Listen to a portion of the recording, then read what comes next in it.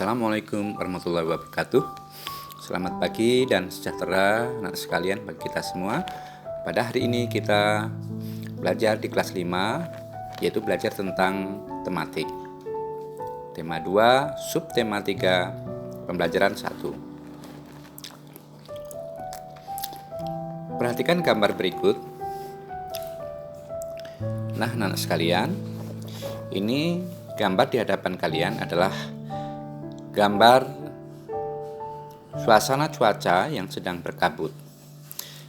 Mengapa pada gambar daerah tampak berkabut seperti ini? Ini disebabkan karena adanya asap di mana terjadi pembakaran lahan hutan. Apa penyebab dari kabut asap? Sekarang perhatikan anak sekalian, pada gambar di hadapan kalian ada terjadi kebakaran hutan. Jadi penyebab bencana kabut asap adalah kebakaran hutan. Oleh sebab itu, maka kita harus menjaga lingkungan kita, kemudian hutan di wilayah kita agar tetap terjaga supaya tidak terbakar sehingga bisa menyebabkan kabut asap. Anak-anak, kabut asap berbahaya karena asap kebakaran hutan dan lahan menyebabkan debu atau partikel halus hasil kebakaran seperti jelaga. Partikel ini akan dengan mudah terisap dan mengotori sistem pernapasan kita, sehingga paru-paru kita itu nanti akan terjadi gangguan pernapasan, juga bisa menyebabkan infeksi. Sehingga kita harus menggunakan masker.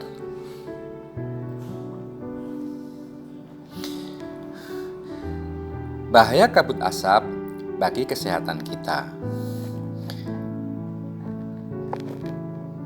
Bahaya kabut asap bagi kesehatan kita bisa menyebabkan iritasi pada mata, hidung, dan tenggorokan.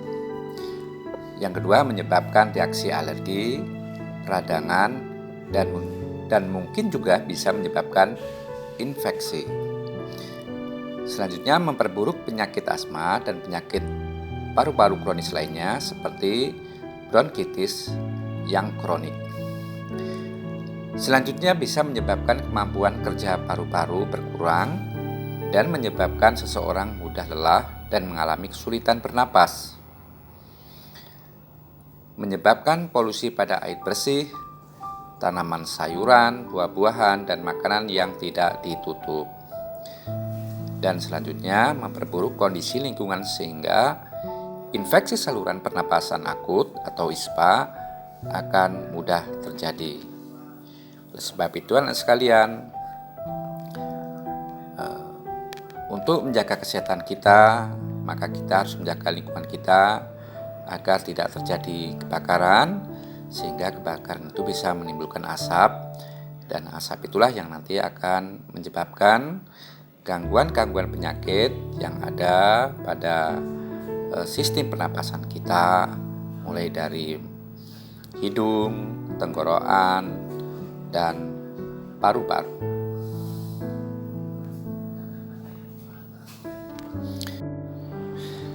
Bagaimana cara melindungi diri kita dari bahaya kabut asap? Karena kabut asap itu sangat berbahaya dan jika dihirup maka bisa menyebabkan gangguan pernapasan. Cara melindungi diri dari kabut asap adalah yang pertama, hindari atau kurangi aktivitas di luar rumah atau gedung. Yang kedua, selalu memakai masker jika harus pergi keluar rumah atau gedung.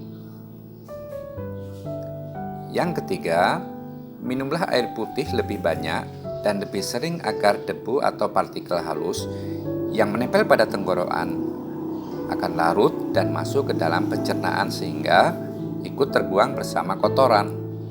Yang keempat, segeralah berobat ke dokter atau sarana pelayanan kesehatan terdekat bila mengalami kesulitan bernapas. Kelima, upayakan agar asap dari luar tidak masuk ke dalam rumah atau gedung. Kemudian yang keenam, tempat penampungan air minum dan makanan harus ditutup dan terlindung dengan baik. Yang ketujuh, buah-buahan dan sayuran dicuci sebelum dikonsumsi. Nah, ini anak-anak sekalian, beberapa cara untuk melindungi diri kita dari kabut asap agar kita tetap dalam keadaan sehat. Cara menjaga kesehatan organ pernapasan.